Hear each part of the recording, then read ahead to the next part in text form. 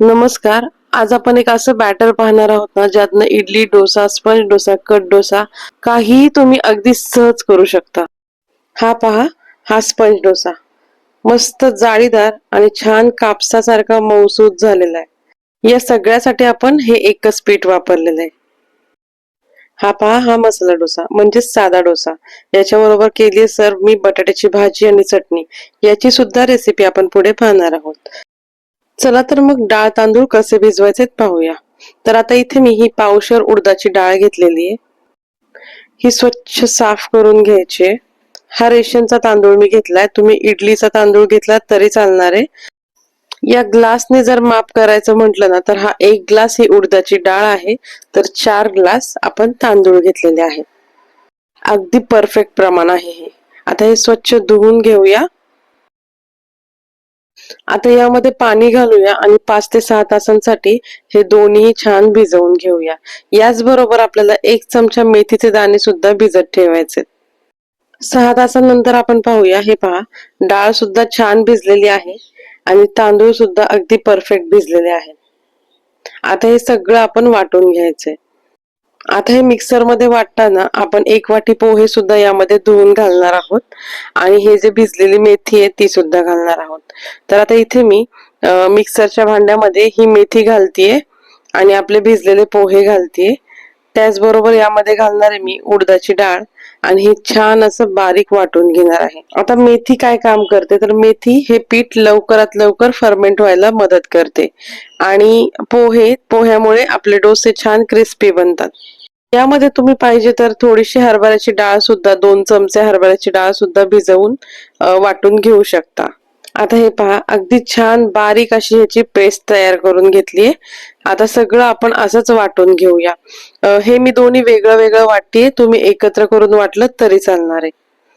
हे सगळं बॅटर वाटून या एका पातेल्यामध्ये काढून घेतले. आता हे रात्रभर तसंच ठेवून देऊया.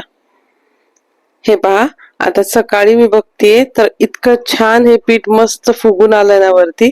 अगदी डबल झालंय त्या पिठाच्या, जे वाटलेलं पीठ होतं त्याच्या डबल हे पीठ झालंय. इतकं छान फुगलंय आणि काय मस्त त्या पिठामध्येच बघा जाळी आलेली आहे. आता आपण बटाट्याची भाजी करून घेऊया. त्यासाठी इथे 2 चमचे तेलामध्ये जिरा आणि मोहरी घातलीये.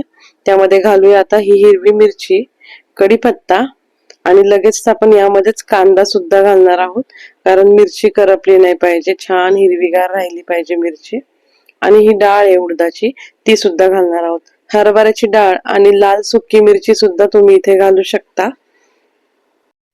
आता हा कांदा छान फ्राय करून घ्यायचा आहे आपल्याला आणि आता त्यामध्ये घालूया हिंग. आता हा कांदा छान लालसर परतून घेऊया. कांदा लालसर रंगावर आलाय. आता हळद घालूया आणि हळद सुद्धा मिक्स करून घेऊया. हळद मिक्स करून झालेली आहे. आता यामध्ये घालायचे आपण उकडलेले बटाटे. तर आता हे अर्धा किलो बटाटे स्वच्छ धुवून उकडून घेतलेत मी आणि साली काढून कट करून घेतलेले.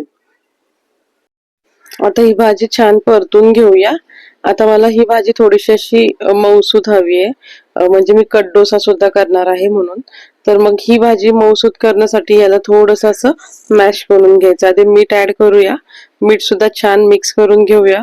व्यवस्थित मीठ मिक्स झालं की मग याला असं चमच्याने थोडस असं दाबून दाबून असं स्मॅश करायचंय. हलकं स्मॅश करायचंय, म्हणजे त्याचे जे बटाट्याचे जे चंक्स आहेत ते असे मोठे मोठे राहिले नाही पाहिजे. आता 2 मिनिटांसाठी झाकण ठेवून या बटाट्याला वाफ देऊन घेतलीये आणि बटाट्याची भाजी तयार झाली. कोथिंबीर पेरून घेऊया. हे पहा, मस्त अशी भाजी तयार आहे. आता चटणी करूया. तर चटणीसाठी इथे मी 5 ते 6 मिरच्या, या थोड्या तिखट आहेत मिरच्या, तर त्या मिरच्या मी घेतलेल्या आहेत, त्या भाजल्यात आणि त्याच्यावरती फुटाण्याची डाळ सुद्धा भाजून घेतली आहे. फुटाण्याची डाळ नसेल वापरायची तर तुम्ही शेंगदाणे सुद्धा वापरू शकता. आता यामध्ये घालायचे अर्धा इंच आल्याचा तुकडा, खोबरं घालायचे, खोबऱ्याचे असे बारीक स्लाइस करून घेतले तर ते खोबरं घालायचंय, कढीपत्ता घालायचा आणि कोथिंबीर सुद्धा घालायची. आणि आता यामध्ये साखर आणि मीठ घालायचंय चवीनुसार आणि पाणी घालून वाटून घ्यायचंय. आता फोडणी देऊन घेऊया याला. तर इथे परत मी 1 पळी तेलामध्ये मोहरी घातलीये, कढीपत्त्याची पानं घातलीत. यामध्ये सुद्धा तुम्ही लाल सुकी मिरची घालू शकता. आता ही फोडणी चटणीवरती ओतून घेतली आहे. छान मिक्स करून घेऊया चटणी. आता आपल्याला डोसे बनवायचे, त्यासाठी डोसाचं पीठ आपल्याला परफेक्ट बनवून घ्यायचंय. तर इथे मी मीठ आणि थोडंसं पाणी घातलेलं आहे आणि हे डोसाचं पीठ छान मिक्स करून घेतलेलं आहे. डोसाचं पीठ थोडंसं पातळच हवं. खूप जाड ठेवलं तर ते तव्यावरती व्यवस्थित पसरणार नाही. आता इथे मी अर्धाच पेला डोसाचं पीठ घेतलं होतं आणि त्यामध्येच आपण हा डोसा तयार करून घेतलाय. पेला मोठा आहे म्हणून आपण जास्त पीठ घ्यायचं नाही, नाहीतर मग डोसा जाड जाड होईल. आता मस्त आपला कुरकुरीत डोसा तयार झालेला आहे. आता याला आपल्या चटणी आणि बटाट्याच्या भाजी बरोबर सर्व करूया. हे पहा, काय छान कलर आला आणि मस्त अशी जाळी पण आलेली आहे. आपण कट डोसा सुद्धा करू शकतो. कट डोसा करताना सुद्धा हा असाच डोसा करायचा आहे आणि मध्ये बटाट्याची भाजी लावायची आहे आणि हा डोसा सगळीकडनं व्यवस्थित शेकून मग कट करायचा आहे. आता स्पंज डोसा पाहूया. त्यासाठी इथे मी थोडंसं तूप घेतलं, त्यावरती थोडंसं पीठ घेतलंय, ते थोडं छोटंच असं पसरवून घेतलंय, वरनं तूप घातलंय आणि आता पलटी करून घेतलंय.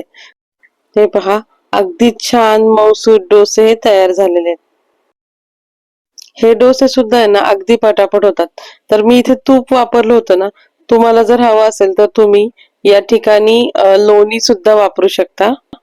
कट डोसा पण पहा किती सुंदर दिसतोय. चला तर मग पुन्हा भेटूया अशाच काही नवीन रेसिपींसोबत. तोपर्यंत चॅनलला लाईक, शेअर आणि सबस्क्राईब करायला विसरू नका. धन्यवाद.